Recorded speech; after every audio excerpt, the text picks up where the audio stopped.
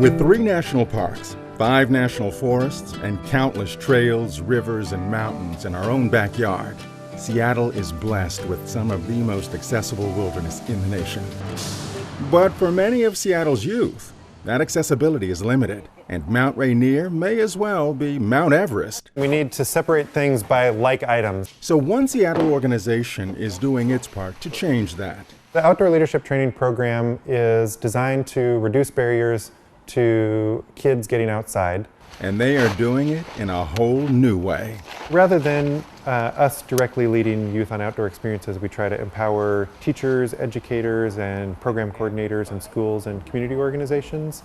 They are teaching the teachers how to lead groups into the outdoors. This kind of trip with your youth groups can be really, really safe. These are the individuals that know those youth better than anybody and are set up to succeed in introducing them to the outdoors. Any outdoor thing that you want to do. And we start at the trailhead here. This group is able to bring you up to speed and give you a good understanding of it, whether you've been doing this for 25 years or today, or it's day one for you. It is a whole different ballgame to take a youth group out on an outdoor experience, and so we try to help provide some of that skills building. This is the route. It's new to think about it in terms of a group experience and in terms of taking young people that you're ultimately responsible for. The Washington Trails Association, or WTA, holds training workshops for both camping and hiking with youth groups. Yeah, let's go wander up that way. And they have taken the class out of the classroom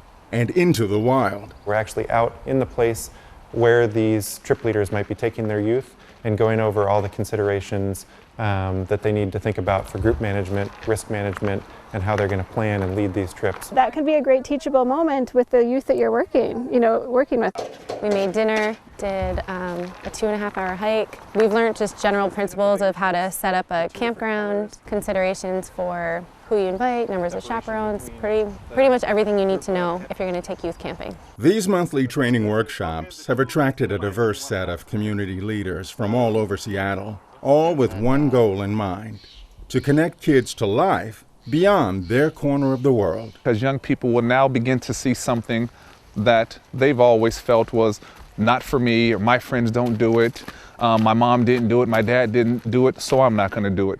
And my answer to that would be correct. They didn't do it, which is why you're going to do it. It's important for each of us to develop that internal dialogue in the natural world. It's a dialogue that helped youth participant KAYLYNN discover a part of herself she never knew existed. It was really fun, and it made me realize that I'm a nature girl, I like playing with bugs and starting fires and stuff like that. Let's pile them right here. And group leaders say KAYLYNN isn't the only one.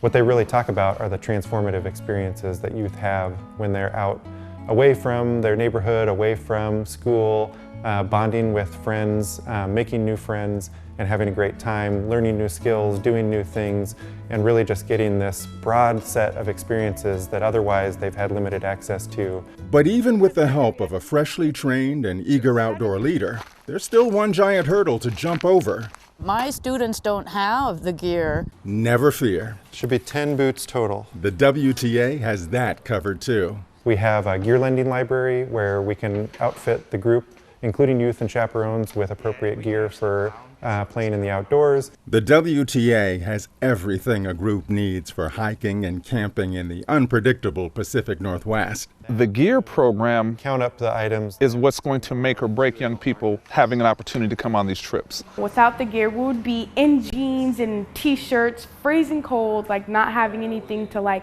protect us and keep us warm. This is going to break down barriers of accessibility in some ways that I'm not even aware of yet, especially when I just tell the young people, you guys that ride the 4, the 3, or the 7 back and forth down past Franklin High School? Oh, well, there's the gear shack right there.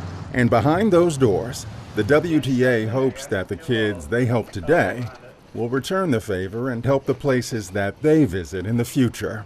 That community needs to be broad and inclusive, and for us, it's creating that next generation of people who really value the public spaces and lands that we do. With the skills that these leaders have learned in their workshops, there's no reason not to take advantage of what Seattle's backyard has to offer.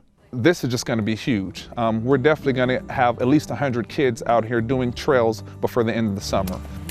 Let's get in contact with Washington Trail Association. Let's help them help us plan a trip, and let's just go. Let's plan it, let's go, let's take advantage of the summer and the season and being this close to all these natural resources. Watch CityStream Thursday nights at 7 on the Seattle channel, or get video on demand and podcasts anytime at seattlechannel.org.